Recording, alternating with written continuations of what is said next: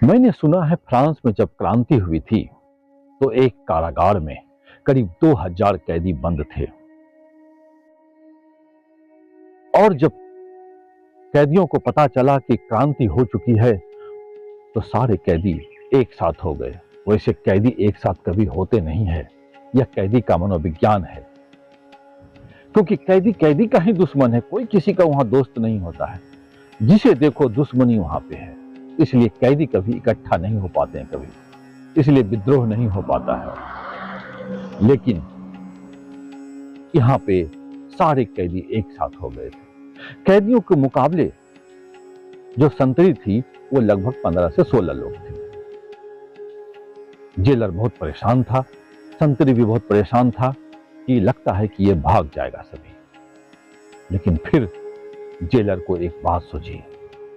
वह सूझी यह कि अपने संतरियों को कहा कि तुम उस जगह जाके अपनी ड्यूटी करो जहां छोटे छोटे खिड़की हैं, जहां से भागने की संभावना है।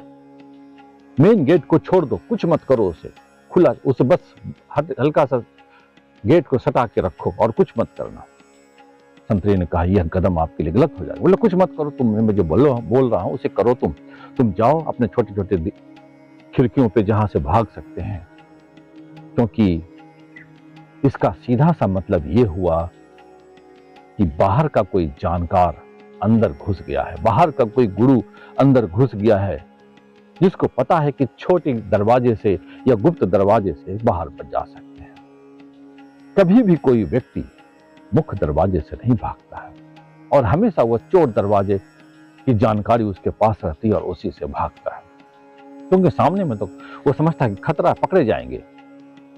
इसलिए अनपढ़ जो भी होते हैं, जो भी बहुत ज्ञानी नहीं होते हैं, वह मुख्य दरवाजे से भागने की कोशिश करते हैं और वह पकड़े जाते हैं और फिर वह काल कोठरी में डाल दिए जाते हैं। और पता चला कि एक भी कैदी नहीं भाग सका उस जेल से।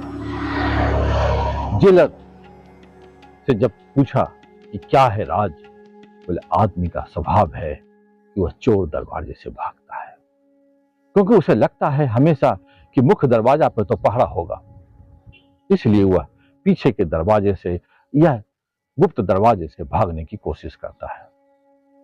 हमारा जीवन भी ऐसा ही है। हम सब उससे भागने की कोशिश करते हैं या उससे लड़ने की कोशिश करते हैं जिससे हम अक्सर हार जाते हैं। हम किससे लड़ते हैं? क्रोध, लोभ, माया, मोह, वासना, इसी से लड़ते हैं और कभी कोई जीत न पाया इसको। इसलिए जीत नहीं पाया है क्योंकि वहां पर बहुत कड़े पहरे हैं, बहुत कड़े पहरे। और जैसे ही उसे भागने की कोशिश करते हैं और किसी गहन काल कोठरी में आपको डाल दिया जाता है मन के द्वारा। इस दुनिया में जो सबसे जटिल चीज है वह मन। मन से जटिल इस दुनिया में कुछ भी नहीं है। इसलिए तो हम मन से लड़ नहीं सकते हैं।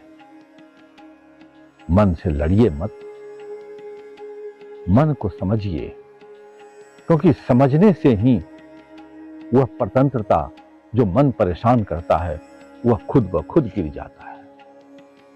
जब खुद ब खुद गिर गया तो समझिए कि आप विजेता हो गए। लेकिन लड़ने जाएंगे तो आप पछाड़े जाएंगे, आप हार जाएंगे और फिर वह आपको बहुत पीड़ा देगी, फिर कभी आप साहस नहीं कर सकते। इसलिए इन सभी बुराइयों से लड़ना नहीं है, सिर्फ उसकी समझ पैदा करना है। समझ पैदा करते के साथ ही सभी कुछ हार जाएगा। आप कोशिश कीजिए, फिर मुझे जरूर बताइए यह प्रयोग कैसा लगा।